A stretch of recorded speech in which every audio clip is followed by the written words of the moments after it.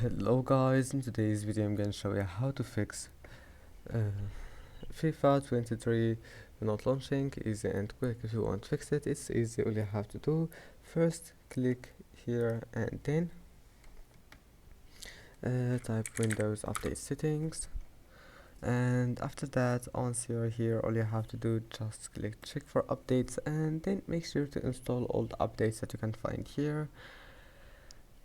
And now let's move to the next step.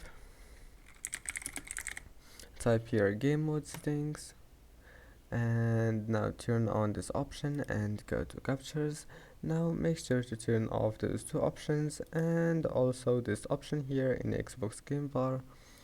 And now restart your PC, and after restarting your PC, now just run FIFA 23 as administrator and you will find that your problem is fixed. Don't forget to like and subscribe, and see you in the next video.